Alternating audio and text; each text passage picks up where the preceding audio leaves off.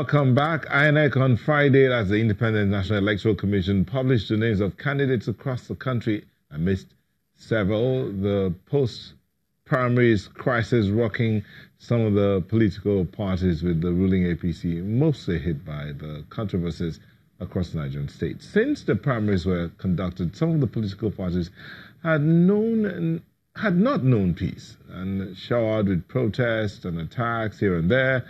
The APC has its cup seemingly, full. Please, no, seemingly full, you said. Seemingly full. Yes. So while some of their aggrieved aspirants have gone to court to stop their counterparts from being declared winners by the electoral umpire and then contesting next year's elections, others dumped their parties and moved on to other places where they thought they'll have a more level playing field. In all this, the electoral umpire has gone ahead to release details of parties' flag bearers, with some states not filled with candidates.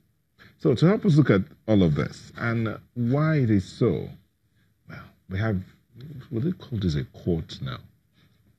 Something like that. Something, because they are all lawyers. They're all lawyers, isn't it? Lawyers. I don't understand. Okay, we have Liberals Oshoma, Tunde Kolawole, Kayode Akinshola, and Kayode Ajulo, who joins us from our Abuja studio. Thank you all for joining us. Good morning, Thanks for having us. And it's a pleasure being here. Thanks. When you have 4 lawyers in the room, you know what you're going to get. So prepare yourselves. Would it be like the economists that never seem to agree on any single point? The lawyers never agree on any point. Okay, so let me start with Mr. Kolawole. Yeah. So INEC has gone ahead to follow through on its timetable. On this date, we're going to release the names of candidates. On this date, that will happen. On this date, that will happen. So now they've published the names of candidates. Is it right? Oh, of course, of course. When you look at the Constitution of the Federal Republic of Nigeria, you also look at the INEC guidelines, and particularly Section 31 of the Electoral Act and all that. It is mandatory for INEC to follow some of these procedures for parties to conduct their primaries, and then for them to choose their candidate and submit to INEC, and for INEC to publish the names of all these candidates. It's mandatory. And the reason being so is that it's like somebody going to the registry. And two people decide to marry, they approach the registry and then the registry will publish the names of the 2 parties for people to come up either with objection or whatever. So really the purpose for doing this is that when those candidates' names are published and all that, all the details that they have forwarded to INEC regarding their curriculum vitae and what have you and all that is going to accompany all of that. It's for people to either raise objections saying that, well, what this man has submitted or the claim that he's making is not true.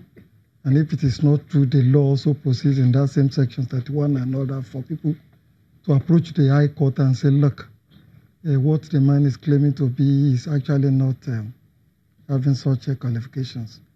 And then the High Court will look at that and all that. If it is a sin or the court decides that it's true, and of course such a candidate could be disqualified, and then the political party that fielded the candidate doesn't have the prescribed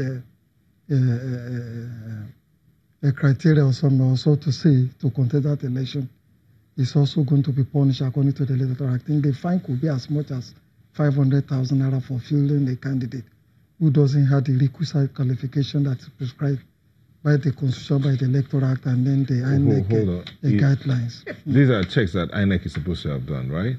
Of course, of course. So, of course.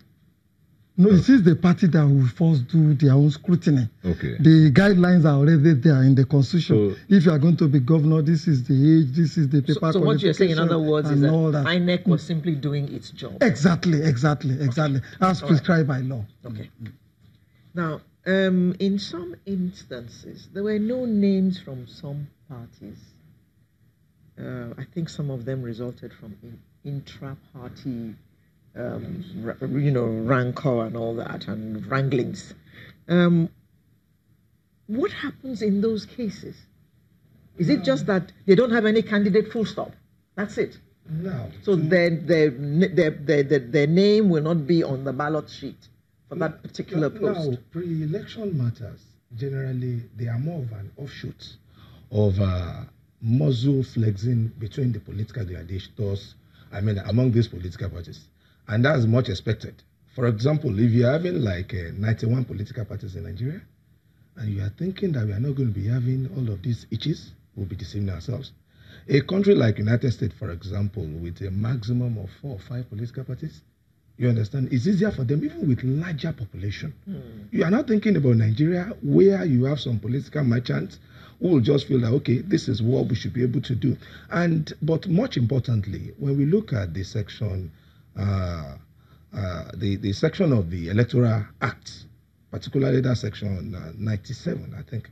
Now, this actually lists out the procedure for doing direct and indirect primaries. 87, direct and indirect primaries. To some states, for Ogun, Imo, and what have you, there were direct primaries. They initially said it was going to be indirect primaries. They resolved to direct primaries, and you will see your name is not coming out. It's my name that is coming out. But court is equally involved in all of this. And over the years, the Supreme Court have actually directed in plethora of cases that it is not the business of the court to distract or disturb himself with the intra-party activities or imbroglio. Naturally, if you feel cheated within a political party, there is right to or freedom of association. You could leave the party, go to another party.